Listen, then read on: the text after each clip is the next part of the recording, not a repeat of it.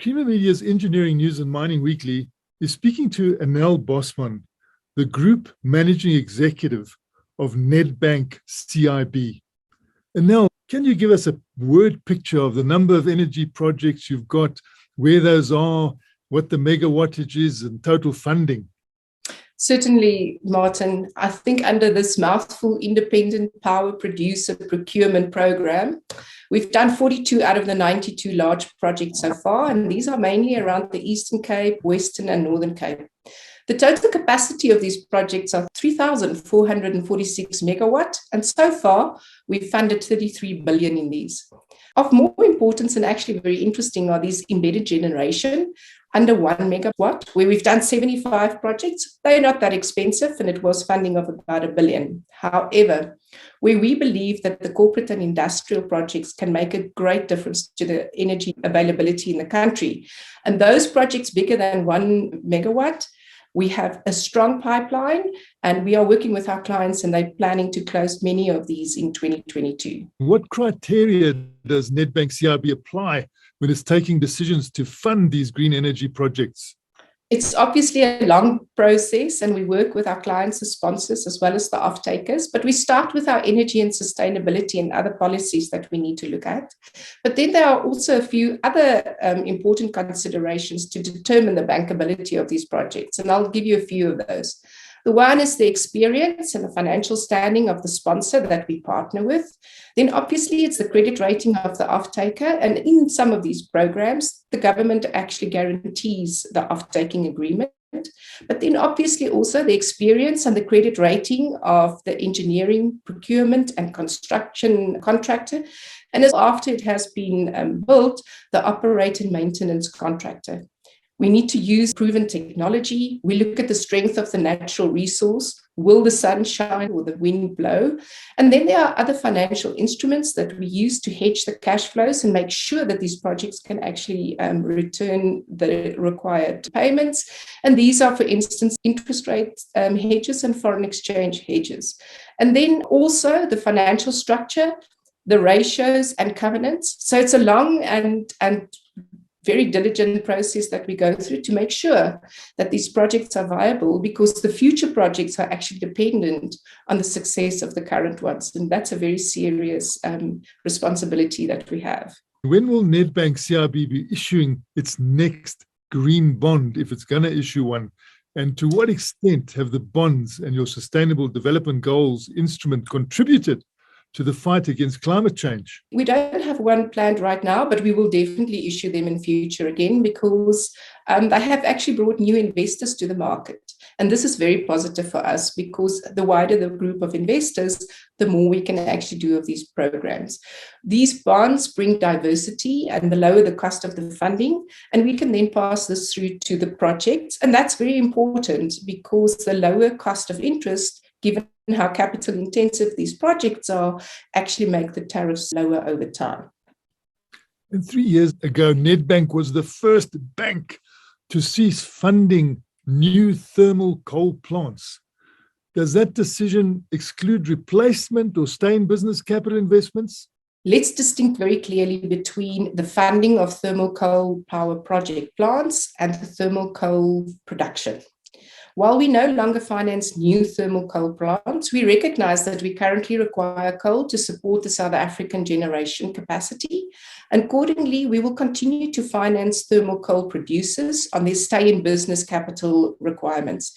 In support of an orderly transition of the South African generation base, we chose not to exit funding any thermal coal production, but rather committed to half its funding of coal production between 2020 and 2023. It is such a delicate balance between the economic growth and the environment, and we're very aware of that. And what of new metallurgical coal projects? Is Nedbank CIB open to funding coking coal growth? We recognize that the globe is going to require significant resources to support the energy transition, from steel and copper in wind turbines, aluminium in electric vehicle bodies, to lithium in graphite in the batteries. But we will continue to support the metallurgical coal, given the role that it actually plays in steel production. We've therefore carefully redefined our policies and looked at the restrictions and reporting to reference with thermal coal. And therefore, we exclude metallurgical coal and will continue to fund those because it's so important in the green energy. And natural gas and oil funding, what is your attitude to that? Nedbank continues to fund oil and gas production, but we fully acknowledge that such funding will have to follow a science-based reduction trajectory.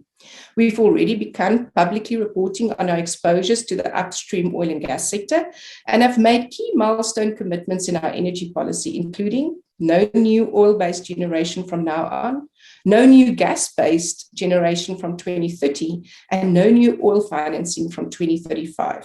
No fossil fuel exposure between 2045. But we will continue to refine and evolve our policies in this regard as we all navigate the balance between energy availability, growth, and sustainability. And do you think there are adequate sources of funding to support a rapid transition from coal to green energy in the South African context? I think there's many investors that actually want to participate in renewable energy projects. And from a Nedbank perspective, we have significant appetite and credit limits to continue to be a key supporter of this energy transition. We have seen the corporate sector applying their balance sheets to the transition as well, primarily through this entering into the long-term PPAs for captive renewable projects. So there is further support for this transition. What is more difficult is securing and sourcing long-term funding for the investment to enable the infrastructure such as transmission. And this is key to actually support the renewable energy program. Is Nedbank CIB ensuring that this 130 million just transition funding on offer from the UK, US, France, and Germany is effectively leveraged? We have no direct involvement or line of sight of the funding, but it is our view that one of the key uses should be the expansion of this transition that we just spoken earlier, and the substations to support the further rollout of renewable projects in areas where they are most efficient, as the Northern Cape, Eastern Cape, and which we are now out of transmission capacity. So that will really, really unlock some of our renewable resource capacity. And you know, renewable energy is everywhere. Every country can produce it. And this has been emphasized on many TV shows, including Andrew Forrest of Australia, Twiggy, who's been going crazy on this. Do you agree with the sentiment that we can actually do things? We can have sovereign energy. We can be independent and do things with energy. Africa is blessed with our great natural resources, and we have about 600 million people living without access to electricity. And this is one of the biggest impediments to our economic growth. Now, renewable energy has the important role of providing a large-scale access to electricity. The technology is decentralized, low risk, it is modular, and it's quick to deploy. And unlike large thermal generation, it doesn't require economies of scale that actually led to these large utilities in the past. So in addition to addressing climate change and the imperative around that, renewables are democratizing the energy sector. And it gives us the opportunity to have energy for all because we can do many, many small projects. So that actually changed the way in which it has. In the South African context, renewables are driving a significant amount of long-term investment with domestic and international capital, and that is so positive for us. And again, you know, people are going beyond the renewable energy. They're looking at not only green electricity, but green hydrogen and green ammonia.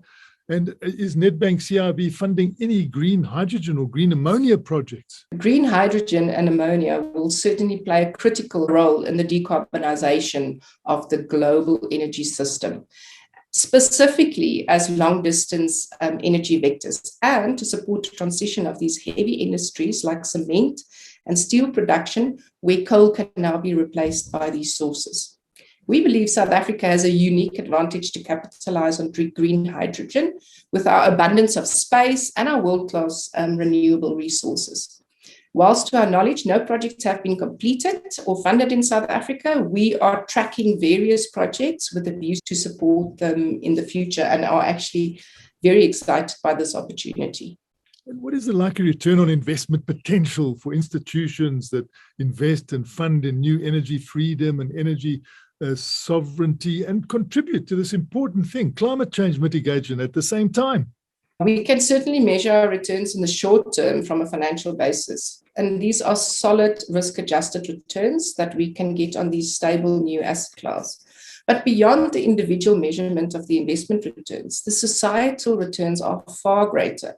And it's being continued sustainable economic growth and the de-risking of business through climate risk mitigation. And that is such a different return on the investment. What is the main Nedbank CIB message? We've invested in a leading energy finance team over many years ago, actually, and has played a significant role in financing and thought leadership in this drive for South Africa to move towards the energy transition.